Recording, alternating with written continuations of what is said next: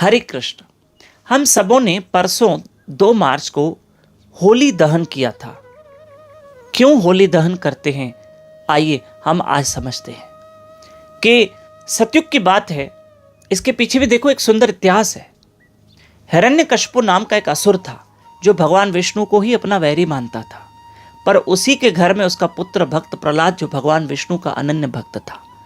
हिरण्यकशिपु ने अपने पुत्र प्रहलाद को भगवान की भक्ति के लिए मना कर दिया, लेकिन प्रहलाद क्यों रुकेंगे, क्योंकि वो तो भगवान के भक्त थे। पिता हिरण्यकशिपु ने अपने ही पुत्र को मारने के लिए बड़े बड़े प्रयास किए, लेकिन उसका पिता विफल हो गया और वो अपने पुत्र प्रहलाद को नहीं मार पाया।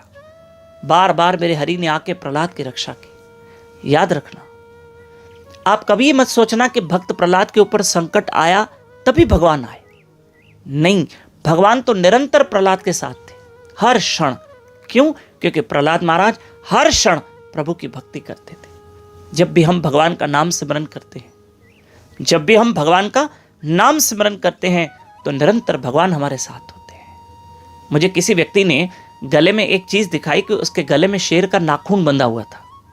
मैंने कहा, भाई ये क्या है? बोला, शेर का नाखून मैंने बांधा है, मेरा कोई कुछ नहीं बिगाड़ सकता। मैंने सोचा, इस बंदे के गले में शेर का नाखून है और ये कितना गर्व कर रहा है कि मेरा कोई कुछ नहीं बिगाड़ सकता, मुझे कोई तकलीफ नहीं आ सकती है। तो वो तो सिर्फ शेर का नाखून था। वो तो एक सिंह मतलब शेर, सिंह का नाखून था। अरे हम हरि का भजन करेंगे तो हरि का ही तो एक अवतार नरसिंह है। तो क्यों ना हम हरि का भजन करें।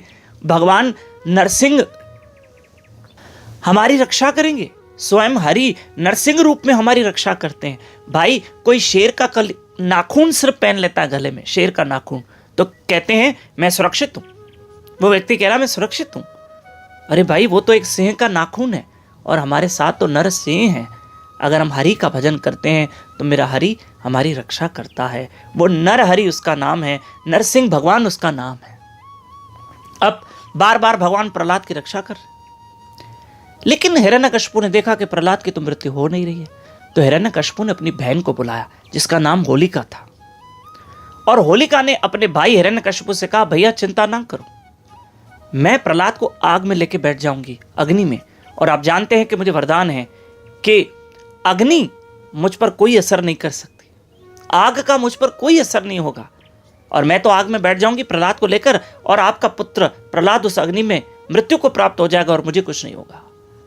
होलिका ने अपने भतीजे प्रहलाद को अपनी गोद में बिठाया, आग में बैठ गई, वो अग्नि के बीच बैठ गई। प्रहलाद तो भगवान को याद कर रहे थे। उस आग में होलिका जल के भस्म हो गई और भगवान ने उस भक्त प्रहलाद की रक्षा की। भगवान निरंतर भक्त प्रहलाद के साथ थे, और आपने क्या देखा कि स्वयं भगवान नरसिंह रूप लेकर प्रहलाद की रक्षा करते हैं, हिरण्यकशिपु का अंत करते हैं। परसों वो दिन था जिस दिन होलिका दहन था। उस दिन होलिका अग्नि में जल गई थी और भगवान ने प्रहलाद की रक्षा की थी। परसों वो तिथि थी जिस दिन भगवान ने आके अपने भक्त की रक्षा की। अरे भगवान तो निरंतर अपने भक्तों की रक्षा करते हैं, इसलिए निरंतर प्रभु का भजन, हरे कृष्ण कृष्ण कृष्ण हरे हरे, हरे राम राम राम हरे हरे। हम आपको बता दें कि 11 मार्च से 17 मार्च तक हमारी श्रीमद् भागवत कथा गुरु महाराज कृष्ण राधा रानी जी की कृपा से उल्लासनगर शहर में, उल्लासनगर 5 में ये कथा होने जा रही है। गौशाला में, लख जीवन गोट गौशाला, चालिया मंदिर के सामने, उल्लासनगर 5 में आप सब भागवत कथा सुनने आइएगा। ये भागवत कथा रात को 7 से शाम को 7 बजे आरंभ होगी, रात को 9:30 तक चलेगी। 2.5 घंटे की भागवत कथा, 11 मार्च से 17 मार्च। हरे कृष्ण।